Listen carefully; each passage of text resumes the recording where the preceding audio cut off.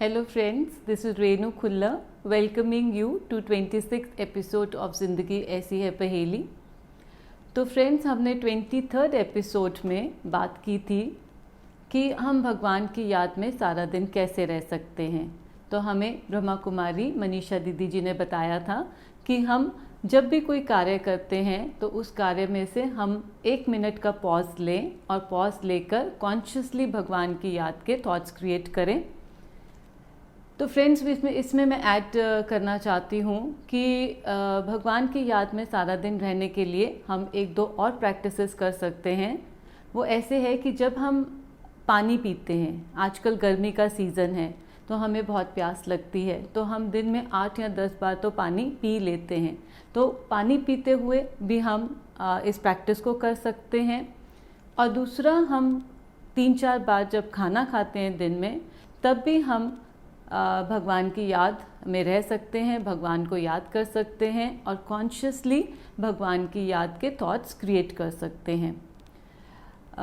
तो फ्रेंड्स, आज हम और कुछ प्रश्नों के साथ दीदी के पास चलते हैं और उनसे जानने की कोशिश करते हैं कुछ ऐसे सवालों को जो हमारे कई लोगों के मन में रहते हैं। तो आइए चलते हैं ब्रह्मा कुमारी राजयोगिनी मनीषा दीदी के पास। हेलो व्यूअर्स, आज हम एक नया प्रश्न लेकर आए हैं। तो आज हमारे साथ फिर से आदरणीय राजयोगिनी ब्रह्मा कुमारी मनीषा बहन जी जुड़े हैं। तो दीदी जी, आपका बहुत बहुत वेलकम है शो पे।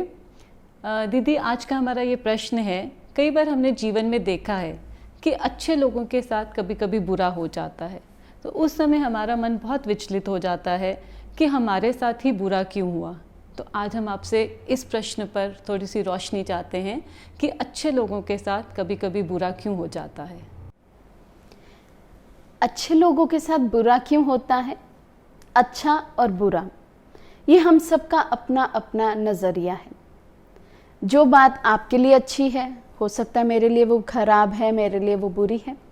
जो बात मेरे लिए अच्छी है, आपके लिए वो नेगेटिव हो सकती है। इसको अगर हम एक उदाहरण के रूप से समझें, यदि मैं किसी लॉयर के पास जाती हूँ या कोई भी क्लाइंट लॉयर के पास जाता है, तो क्लाइंट किसी प्रॉब्लम में है इसलिए वो लॉयर के पास जाता है।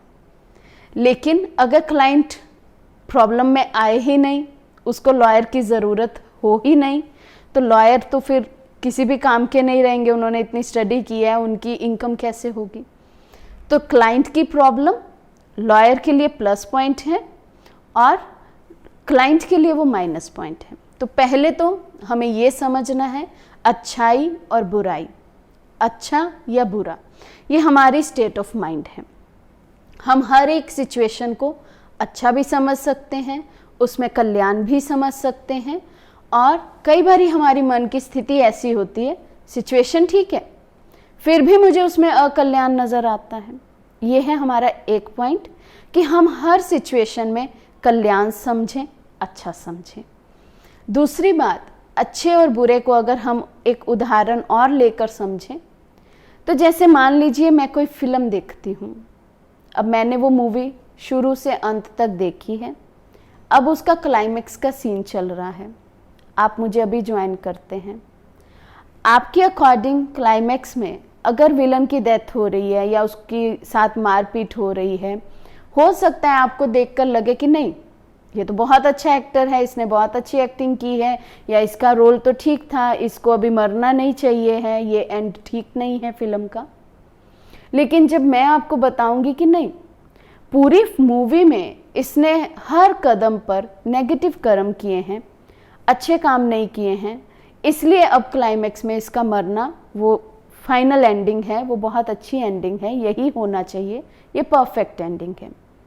तो इसी रीति से आज जो मनुष्य आत्मा, हमें बहुत अच्छा लग रहा है कि इन्होंने बहुत अच्छे कर्म किए हैं।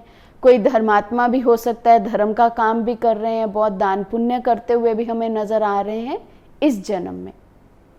लेकिन जर्नी तो हमारी कई जन्मों से चल रही है, तो हमने उनकी पिछली फिल्म नहीं देखी, अर्थात हमने उनके पिछले जन्म नहीं देखे हैं, हमें उनके पिछली कर्म फिलॉसफी नहीं पता है। अब हर एक कर्म एक बीज है, हमें उसका फल किसी का तो इसी जन्म में हम भोग लेते हैं, अच्छाई या बुराई के रूप में, सुख या दुख के रूप में, और कोई कर्म बीज ऐसा होता है हम कैरी फॉरवर्ड करते हैं अपने नेक्स्ट जन्म में, नेक्स्ट बर्थ में। तो जो भी हमारे साथ आज हो रहा है वो हमारे किसी ना किसी कर्म का फल है। वो बीज है, अविनाशी बीज है, अंत कभी नहीं हो सकता है। अब अविनाशी है तो फल कभी ना कभी हमें उसका भोगना पड़ता है। होता क्या है, हमने हर एक तरह के कर्म किए हैं, अच्छे भी हैं, थोड़े ऊपर नीचे भी होते हैं।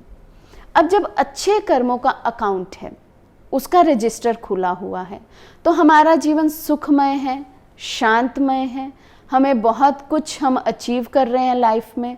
हमें ऐसे लगता है कि मेरी लाइफ एकदम स्मूथ है, जो भी मैं चाह रहा हूँ, जो भी प्राप्त करना चाह रहा हूँ, मुझे बहुत इजी वे में मिलता है। लेकिन कभी कभी क्या होता है, नेगेटिव कार्मिक अकाउंट खुल जाता है, एक रजिस्टर है वो भी, अब उसमें रेड मार्किंग ही है, तो हमें वो रेड मार्किंग ही नज़र आती है। अब जब वो नेगेटिव अकाउंट खुलता है तो हम कितनी भी मेहनत करते हैं उतनी प्राप्ति हम नहीं कर पाते हैं, उतनी सफलता हमें नहीं मिलती है। तो इसलिए अच्छा या बुरा, पहली बात हमारा पर्सपेक्टिव है, दूसरा हमारा कर्म फल है। तो जब हमने कर्म किया है तब शायद हमने विचार नहीं किया है, चाहे जाने किया चाहे अनजाने किया, लेकिन हुआ है।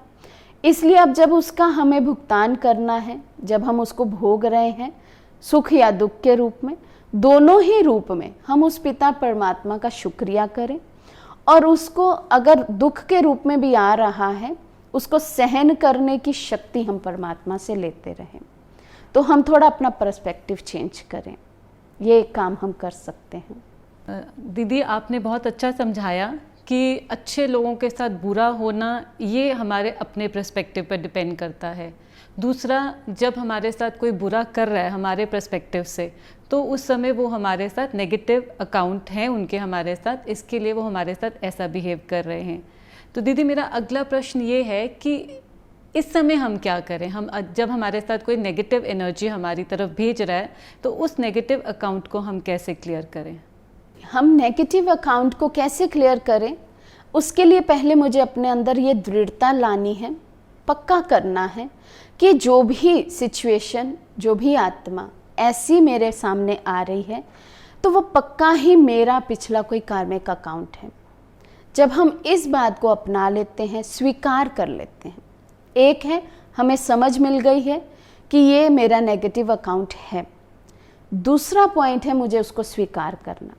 अब जैसे ही हम उस बात को स्वीकार कर लेते हैं, हमारे अपने अंदर अपने आप आएगा कि अब मुझे इसको सॉल्व करना है। सॉल्व करने के लिए हमें एक समझ चाहिए कि मुझे कार्मिक अकाउंट को मल्टीप्लाई नहीं करना है, मुझे उसको माइनस करना है। मल्टीप्लाई कैसे होता है?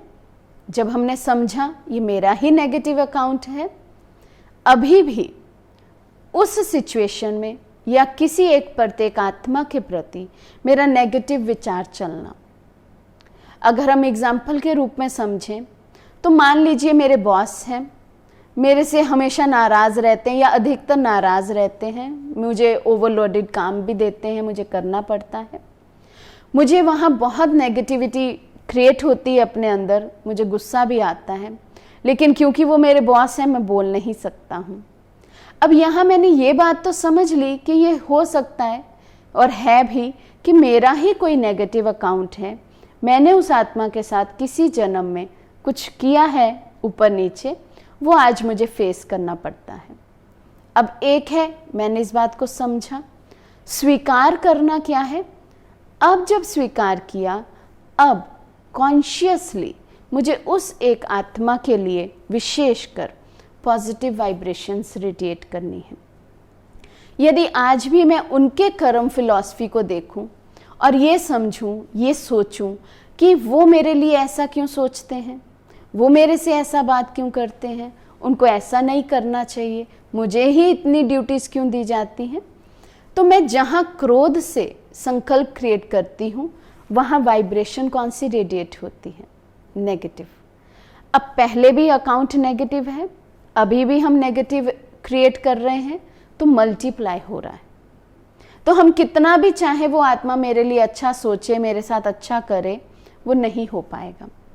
अब मुझे यहाँ क्या करना है? प्रैक्टिस करनी है, जिस प्रैक्टिस में नो डाउट मेहनत है। नेगेटिव पर्सनैलिटी आ रही है सामने, नेगेटिव सिचुएशन आ रही है, उसमें मुझे अपने को पॉजिटिव रखना है। मुझे वहाँ अपने आप को बार बार याद दिलाना है, ये मेरा कार्मिक अकाउंट है, मुझे क्लियर करना है, बैलेंस 0 पर लेकर आना है। बहुत अच्छे हैं, मेरे बॉस बहुत अच्छे हैं, ऑफिस के सब कुलीग्स बहुत अच्छे हैं, मेरी सिचुएशंस बहुत अच्छी है, मेरी लाइफ बहुत अच्छी है। ऐसे थॉट्स जब हम क्रिएट करते हैं तो उस नेगेटिव वाइब्रेशन को हम चेंज करते हैं पॉजिटिव में, और अपने आप हम देखते हैं इसकी प्रैक्टिस के साथ हमारी लाइफ बहुत इजी हो जाती है। सिचुएशंस भले चेंज नहीं होती, पर्सन भले चेंज नहीं होगा, लेकिन जहाँ मेरा पर्सपेक्टिव चेंज हुआ, जहाँ मेरे वाइब्रेशंस चेंज हुए, धीरे धीरे हम देखते हैं उन पर भी उसका असर होता है और वो भी चेंज हो जाते हैं, हमारी बात को समझते हैं, और फिर हम देखते हैं हमारी लाइफ में सब कुछ अच्छा ही अच्छा होता है। तो व्यूअर्स, आज हमने ये समझा है कि हमारे कई लोग जब हमारे साथ अच्छा बिहेव नहीं करते हैं तो उस समय हमारे उनके साथ नेगेटिव अकाउंट्स रहते हैं और हमारे बीच में नेगेटिव एनर्जी ट्रांसफ़र होती है। तो इसको ख़त्म करने के लिए हमें अपने आप को पॉजिटिव रखना पड़ेगा, सहनशील बनना पड़ेगा, और उनकी तरफ से जो नेगेटिव एनर्जी आ रही है उसको पॉजिटिव में चेंज करना पड़ेगा। तो इस तरह से जो हमारे नेगेटिव अकाउंट्स हैं वो माइनस में जाएंगे और धीरे धीरे 0 पे आ जाएंगे। तो ये दीदी ने आज हमें बहुत अच्छा समझाया, तो इसके लिए मैं दीदी का बहुत बहुत धन्यवाद करती हूँ। दीदी, थैंक यू सो मच। तो फ्रेंड्स, मैं आशा करती हूँ कि आपके आज एक बहुत ही इम्पॉर्टेंट क्वेश्चन का जवाब आपको मिला होगा। जैसे कि दीदी ने बताया कि जब भी हमारी तरफ कोई नेगेटिव एनर्जी आती है तो उसका कारण यही होता है कि दूसरी उस आत्मा के साथ हमारे कोई नेगेटिव कार्मिक अकाउंट्स हैं, और जब भी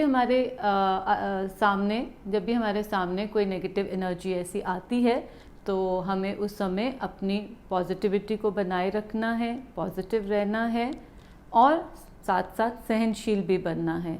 और ऐसे धीरे धीरे हमारे जो कार्मिक अकाउंट्स हैं उन आत्माओं के साथ वो माइनस में जाएंगे और धीरे धीरे हमें उन्हें 0 पर लाना है।